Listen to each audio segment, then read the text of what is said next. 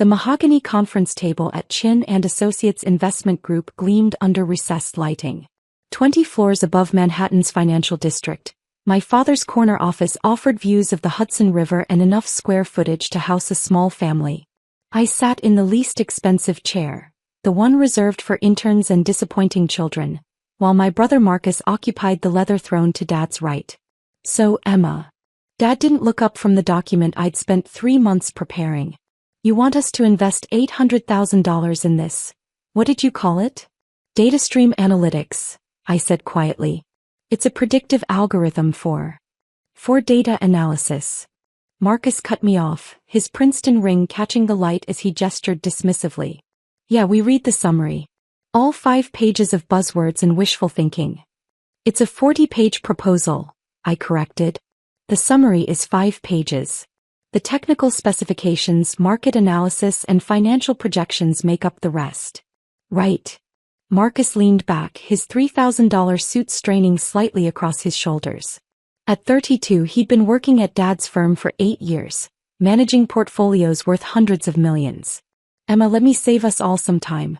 This is garbage. Dad's pen paused on the document. He still hadn't looked at me. Marcus, let her present. Why? So she can waste more of our time with her little computer project. Marcus shook his head. Dad, she's 29 years old.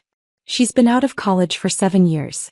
She's never held a real job, never managed a team, never done anything except play around with coding tutorials in her apartment.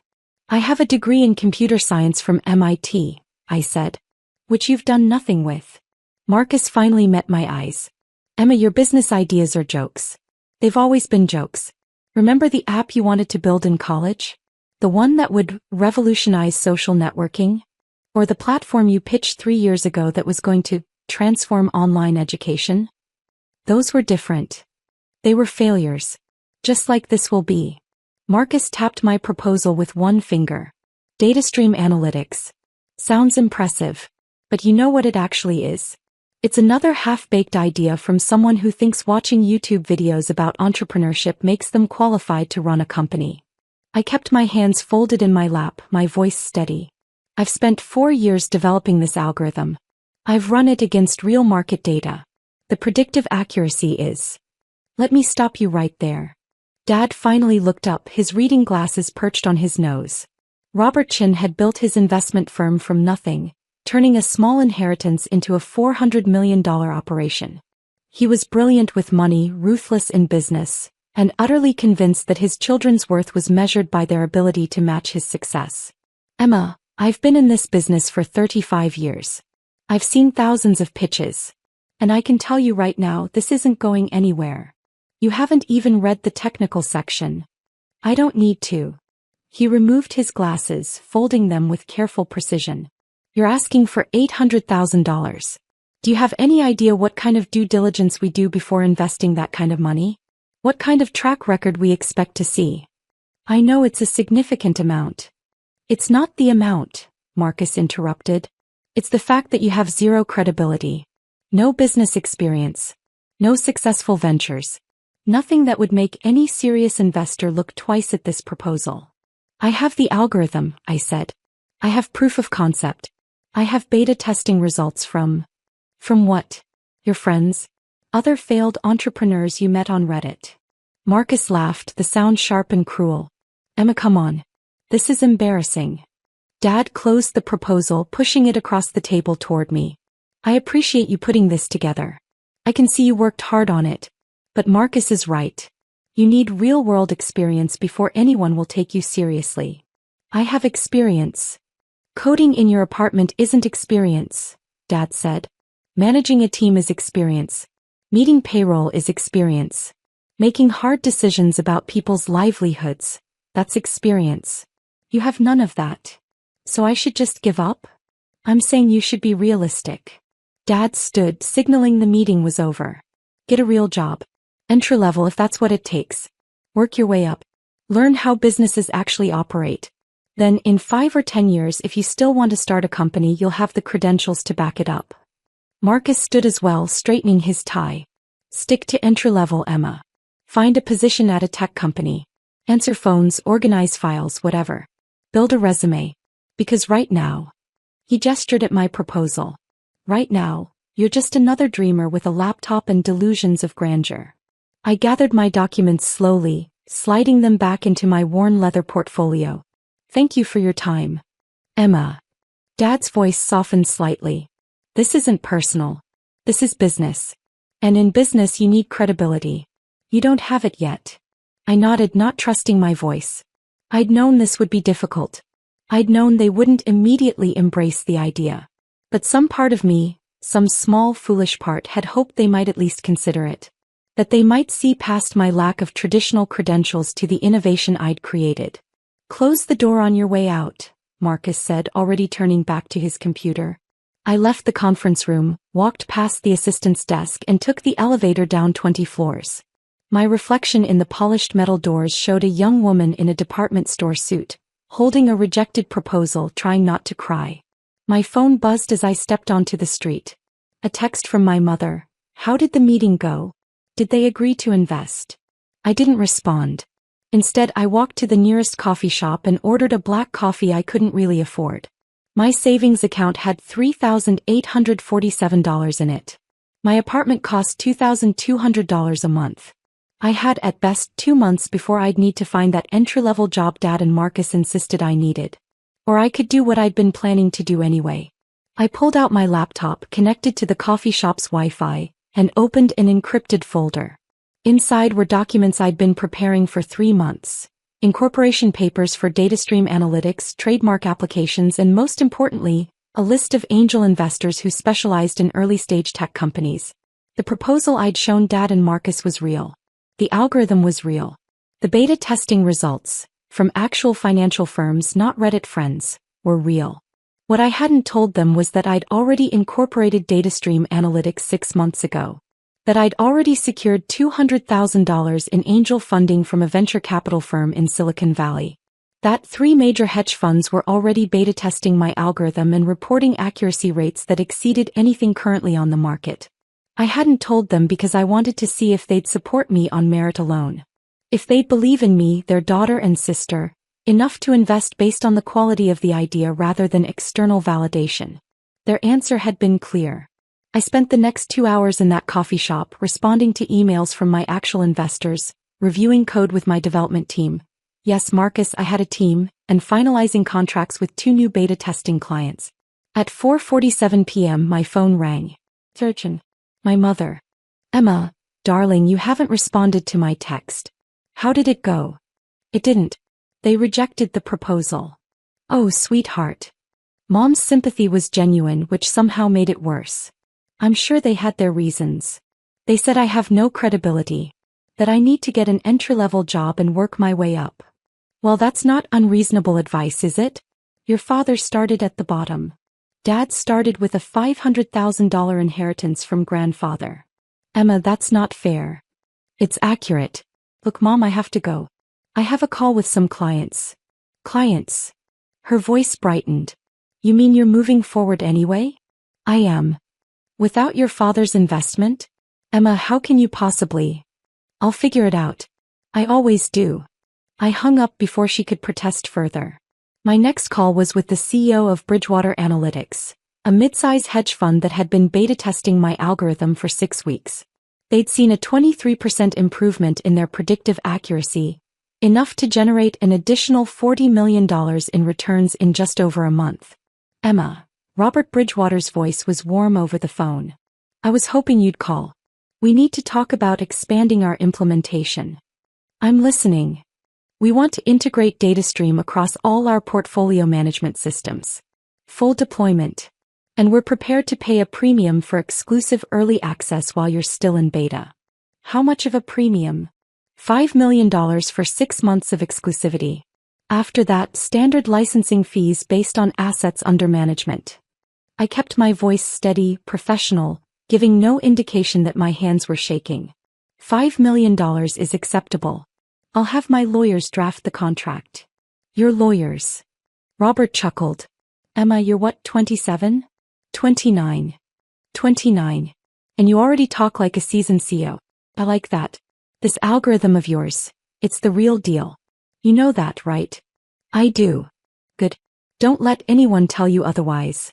I've been in this business 40 years and I've never seen anything like what you've built. After the call ended, I sat in the coffee shop and let myself breathe. $5 million. Not the $800,000 I'd asked Dad and Marcus for. $5 million.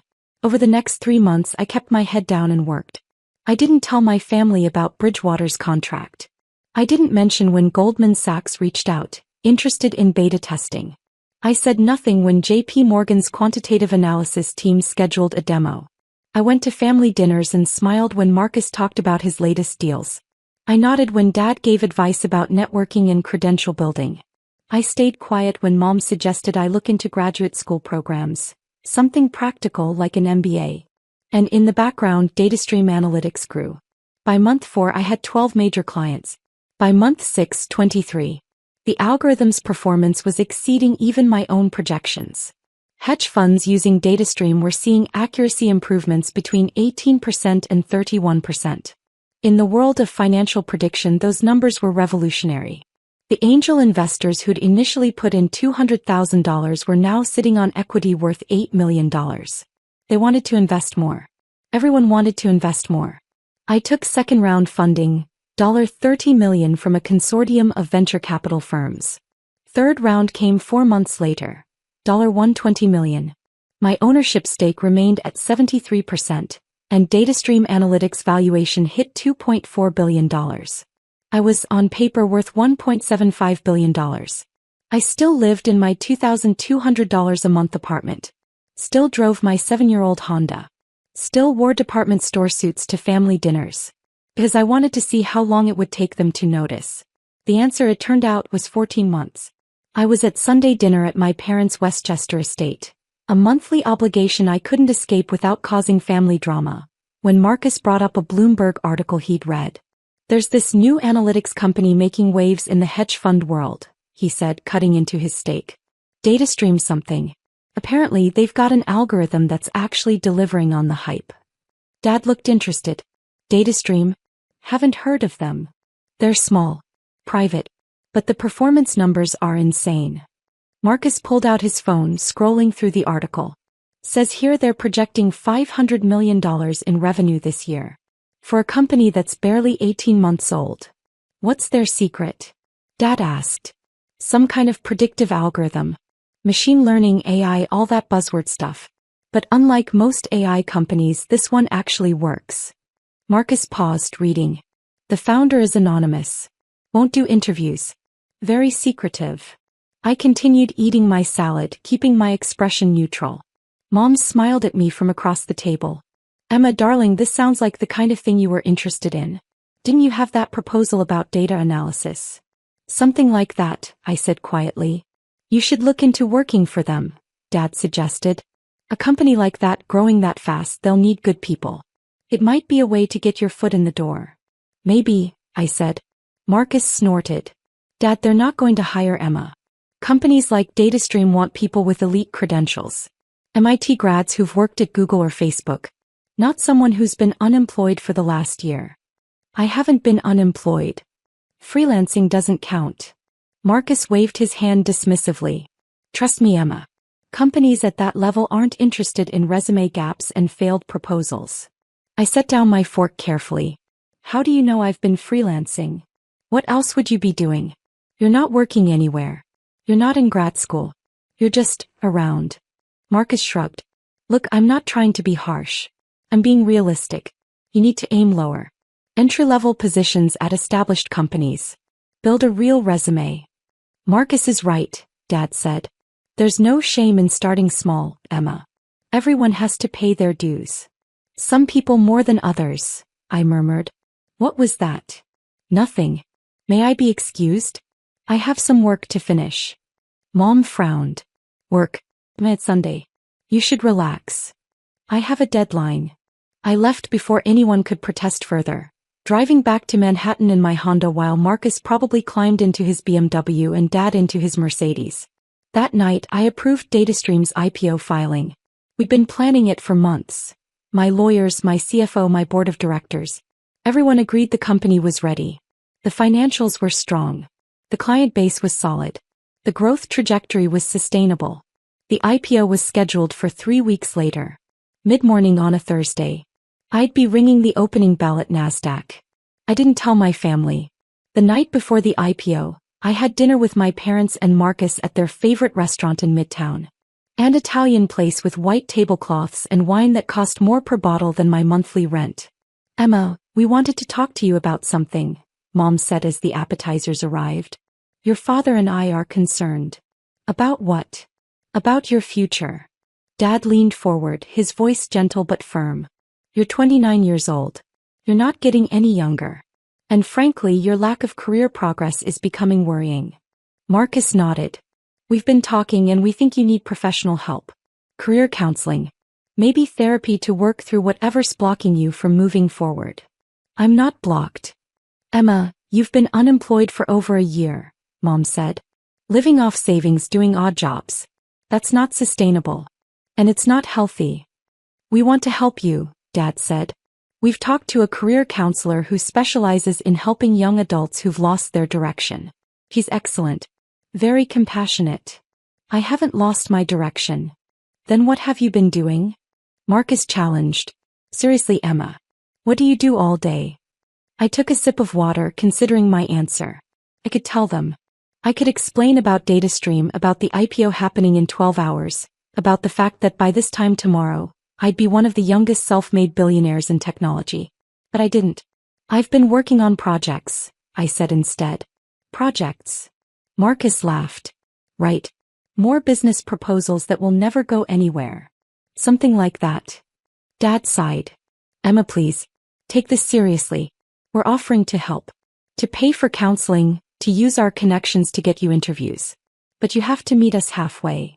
"What kind of interviews?" "Entry-level positions," Marcus said. "Administrative work, junior analyst roles. Things appropriate to your experience level." "My experience level?" "Yes. You need to be realistic about where you are in your career." Marcus leaned back as the waiter delivered his entree. "Look, I know it's hard to accept that you're starting from zero at almost 30. But that's the reality. The sooner you embrace it, the sooner you can start building something real." I nodded slowly. "You're right. I should be more realistic." "Good." Mom beamed.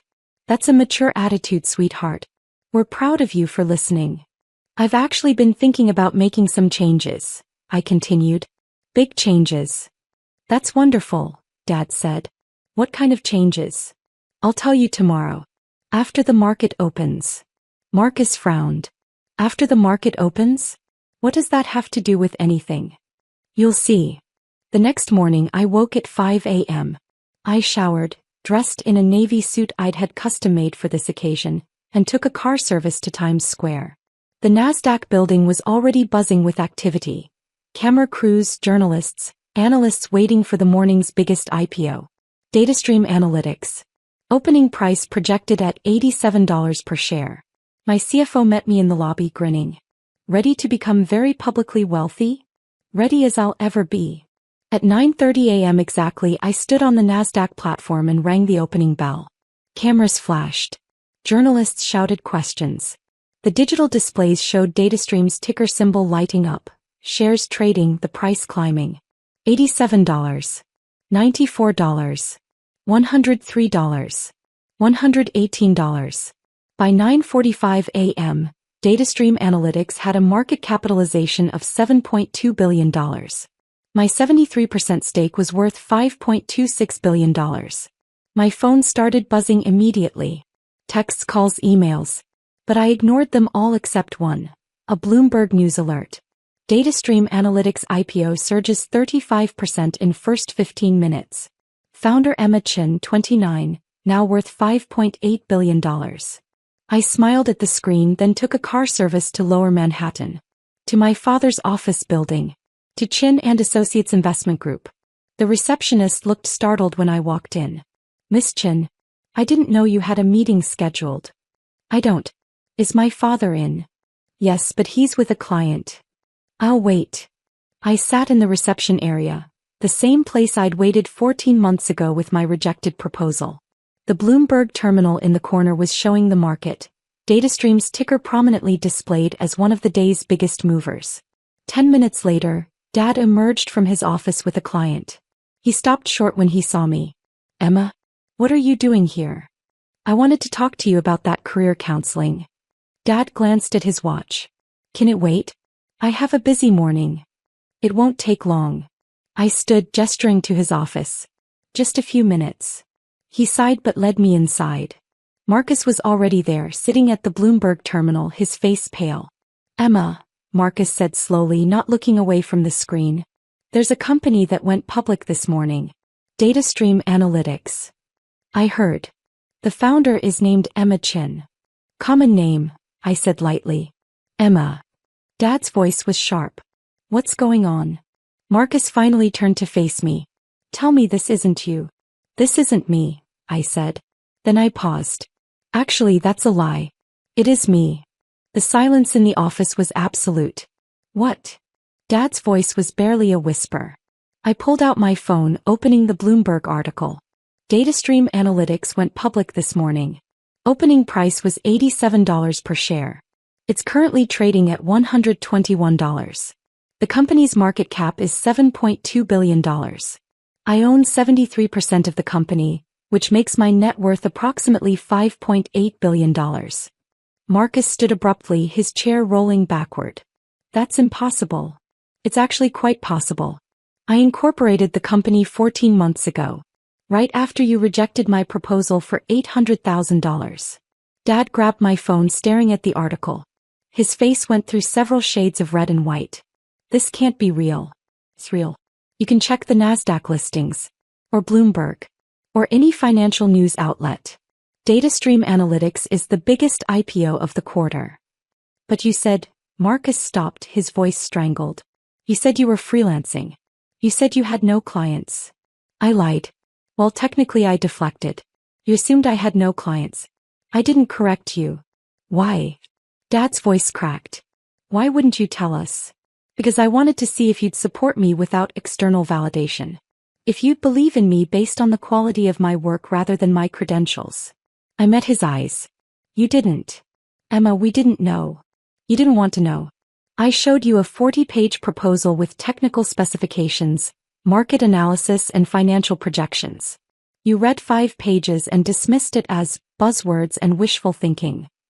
Marcus sank back into his chair. The algorithm you showed us. That was DataStream. Yes. And you already had funding? I had $200,000 from angel investors. I was looking for family support. Not just money support. Belief. The sense that you thought I could actually succeed. We do think.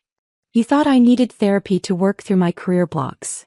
I kept my voice level professional. You thought I should aim for entry-level administrative positions. You thought my business ideas were jokes. Dad set down my phone carefully as if it might explode. I don't know what to say. You don't need to say anything. I just wanted you to know. Before you saw it on Bloomberg. Before clients started asking if you were related to the Emma Chin from DataStream Analytics. Jesus Christ. Marcus was staring at the terminal again, where DataStream's stock price continued to climb. You're worth almost $6 billion. $5.8 billion currently. Though it fluctuates. And you've been living in that tiny apartment? Driving that old Honda. I like my apartment. And the Honda runs fine. Dad finally found his voice. We made a mistake. A terrible mistake. If we'd known. If you'd known, you would have invested. But you didn't know and you dismissed me anyway. That's the point, Dad. You judged me based on your assumptions rather than my actual capabilities. We were trying to protect you. You were trying to protect your own egos. You couldn't accept that I might actually know more about this industry than you do. That my buzzwords were actually cutting-edge technology. That my wishful thinking was based on solid research and development. The office phone rang. Dad's assistant, Mr. Chin? You have several calls holding. Bloomberg News, CNBC, The Wall Street Journal. They're all asking if you're related to Emma Chin from DataStream Analytics. Dad pressed the intercom button. Tell them I'll call back. They're quite insistent, sir. I said I'll call back. He released the button and turned to me. Emma, please. Let us fix this. Let us invest now. We can be part of DataStream's growth. DataStream doesn't need your investment. We're fully funded. Then let us help in other ways. Connections, advice. I have advisors. Very good ones. Marcus stood again, running his hands through his hair. This is insane. You've been sitting at family dinners listening to us give you career advice while you're running a multi-billion-dollar company. Yes. Why? Why would you do that? Because I wanted you to see me. Not my bank account. Not my credentials. Me. And I wanted to see how you'd treat someone you thought was beneath you. I picked up my phone. How I know. Emma, you're our family. Mom's voice came from the doorway. She stood there in a Chanel suit, her face pale. I just saw the news. Emma, baby, why didn't you tell us? Because you wouldn't have listened. You never listen. That's not fair. Mom, you suggested I go to grad school for something practical, while I was already running a company with $500 million in revenue. Dad told me to get an entry-level job while I was managing a team of 47 employees. Marcus called my business ideas jokes while hedge funds were paying millions to use my algorithm. Mom's eyes filled with tears. We were trying to help. You were trying to make me fit your definition of success. When I didn't, you decided I was the problem. A knock on the door. Dad's assistant again, looking flustered. I'm so sorry to interrupt, but there are journalists in the lobby. They're asking to speak with Emma Chin. Tell them no comment, I said. I have a PR team handling all media inquiries. The assistant nodded and disappeared. Dad was still holding my phone, staring at the Bloomberg article like it might reveal different information if he looked long enough. Emma, I don't know how to. What do you want from us? Nothing. I don't want anything from you. But you're our daughter. Your family. Surely we can. Can what? Pretend the last 14 months didn't happen? Pretend you believed in me all along? I shook my head. I'm not interested in rewriting history. Marcus finally spoke, his voice small. The proposal you showed us. The one I called garbage. That was worth billions. Yes. And I told you to stick to entry-level work. You did. Emma, He stopped, unable to finish the sentence. It's fine, Marcus. You were honest about what you thought of me. I appreciate that. It's not fine. Nothing about this is fine. Marcus stood abruptly, knocking papers off the desk. You let us humiliate ourselves. You sat there at dinner while we talked about helping you find a job and you didn't say anything. Would you have believed me if I had? The question hung in the air. If I'd told you at that dinner that I was running a multi-billion-dollar company, I continued, what would you have said? Would you have asked for proof? Would you have assumed I was delusional? Or would you have listened? Marcus didn't answer. That's what I thought, I said quietly. Dad finally set down my phone. What happens now? Now, I go back to work. I have meetings with institutional investors this afternoon. Tomorrow I'm speaking at a conference about AI applications in financial services. Next week I'm testifying before Congress about data privacy regulations. Congress. Mom's voice was faint. Yes. Apparently when you're running a company that handles billions of dollars in financial data, legislators want to talk to you. I moved toward the door. I should go. I have a car waiting. Emma, please. Dad's voice stopped me. Don't leave like this. We made mistakes. Let us make it right. I turned back. How would you make it right, Dad? Would you invest in DataStream now? After you know it's successful? After Bloomberg published my net worth? Yes. Of course we would. That's the problem. You'd invest now because you know it's a safe bet. Because my success has been validated by external sources. But when I needed you to believe in me, when I needed you to see potential instead of credentials, you couldn't do it. We didn't understand. You didn't try to understand. You saw a 29-year-old woman with no traditional career path and decided I was a failure. You never asked about my work. Never looked at my code. Never considered that maybe, just maybe, I knew what I was doing. Marcus approached slowly like he was afraid I might bolt. Emma, I'm sorry. I'm so fucking sorry. The things I said to you, calling your ideas jokes, telling you to aim lower, I was wrong. Completely, utterly wrong. You were honest. You told me exactly what you thought of my capabilities. I was an asshole. I was a condescending, dismissive asshole who couldn't see past his own ego. Marcus's voice cracked. You're my sister. I should have supported you. I should have listened. Instead, I treated you like you were stupid. You treated me like I was worthless, I corrected. There's a difference. Emma. I'm not saying this to hurt you. I'm saying it because it's true. You measured my worth by your standards. Ivy League degree, traditional career path, visible markers of success. When I didn't have those things, you decided I had nothing to offer. Dad moved to stand beside Marcus. We failed you. As parents, as family, we failed to see what you were building. And I don't know how to fix that. You can't fix it. You can only learn from it. I checked my watch. A simple Timex I'd worn for years, not the luxury timepiece I could now easily afford. I need to go. I have a board meeting in an hour.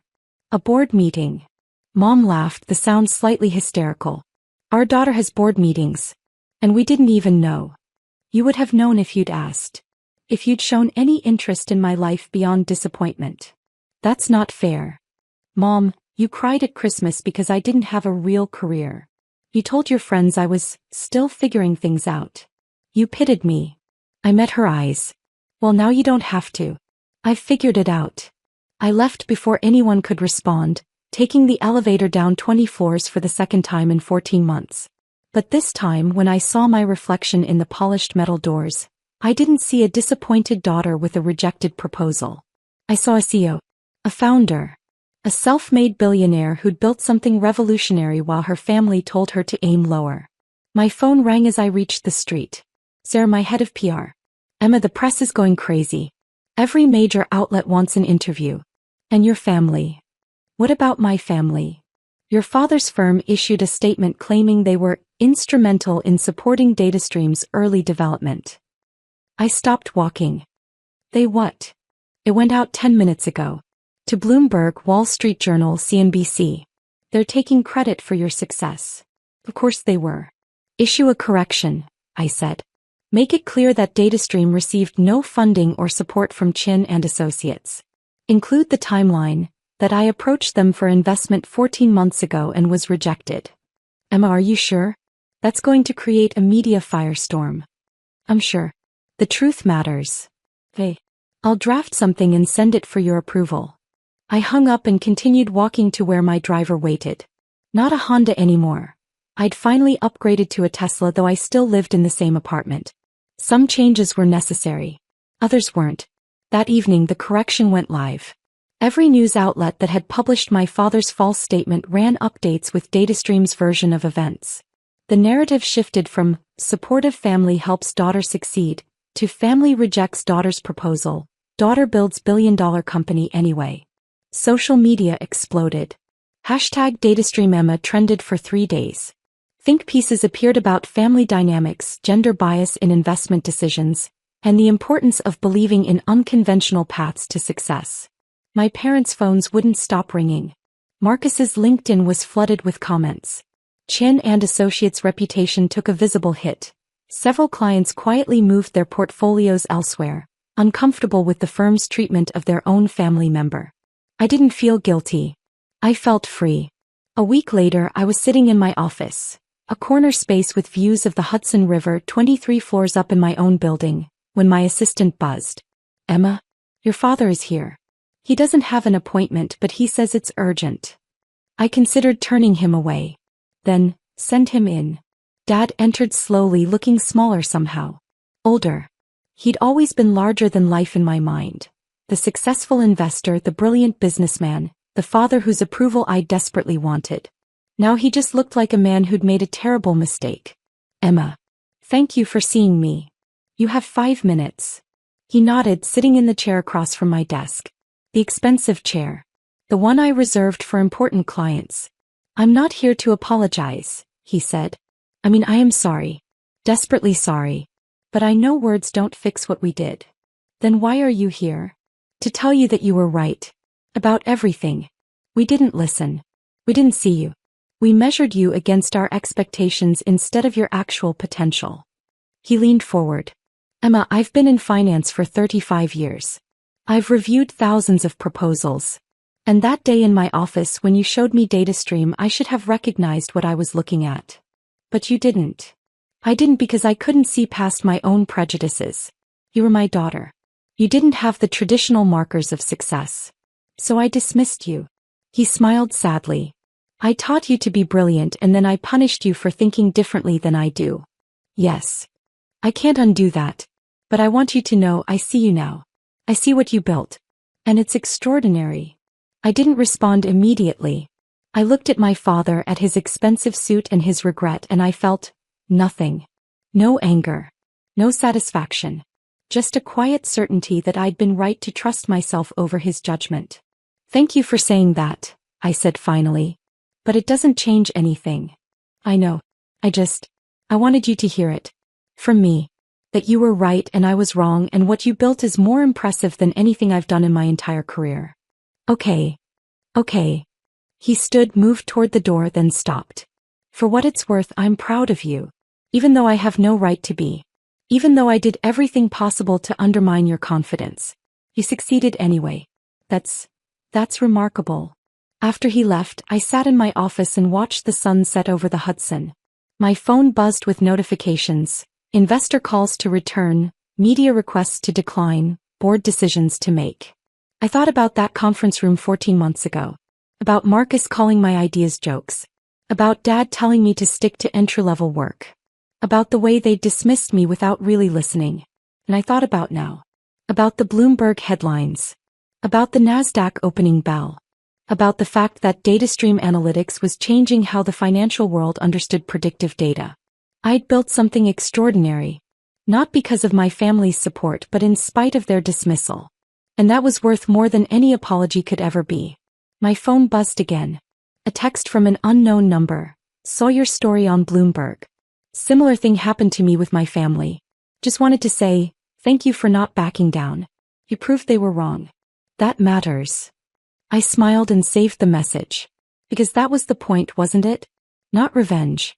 Not proving them wrong for the sake of satisfaction. But showing that credibility isn't inherited or granted by traditional institutions. It's built. By people who refuse to accept other people's limitations. By dreamers with laptops who turn buzzwords into billions. By 29-year-old women who get rejected by their own families and build empires anyway. I turned back to my computer and opened the next quarterly projections. DataStream was growing faster than even our most optimistic models predicted. By this time next year, we'd likely be worth $15 billion. And my family would have to read about it on Bloomberg. Just like everyone else.